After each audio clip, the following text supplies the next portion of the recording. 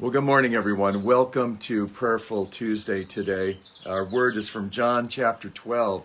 In John chapter 12, someone went up to Philip and they said, "We want to see Jesus." And Jesus makes this statement, "Most assuredly, I say to you, unless a grain of wheat falls to the ground and dies, it remains alone. But if it dies, it produces much gain." And so he's talking about his impending death. He had just come into Jerusalem, hailed as the Messiah.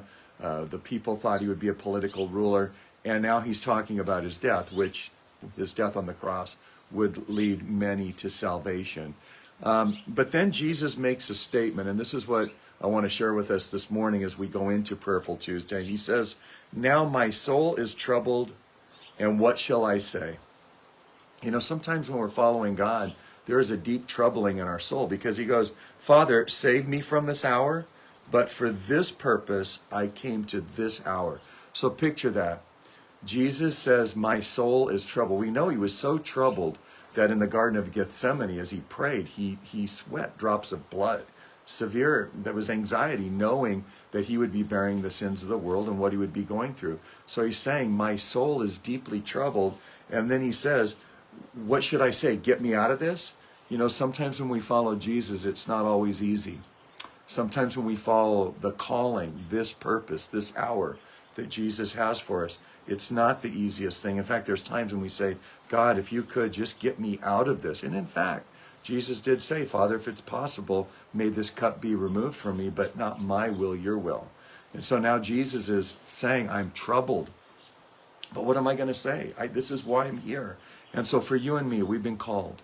We've been called. You know, maybe it's difficult. Maybe you're a teacher in a school and it's secular and it's atheistic and it's anti-Christian culture and it's difficult.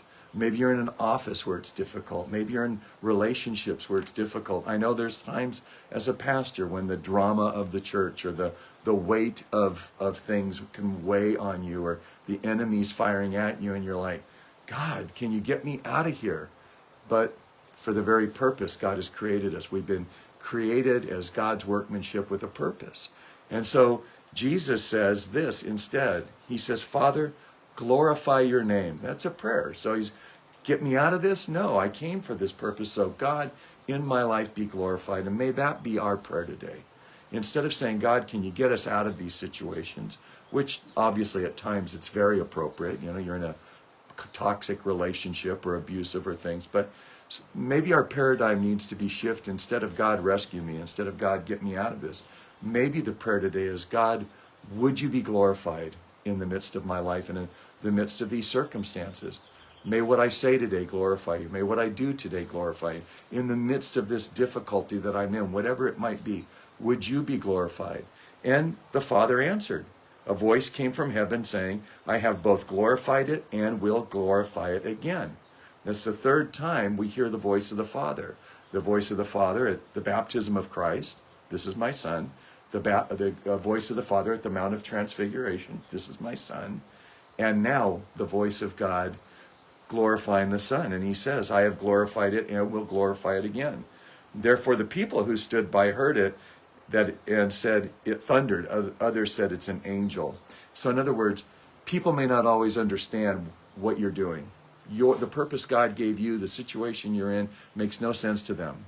They'll see it as something else. But you stand fast in knowing you have been called for a purpose, even in this very hour.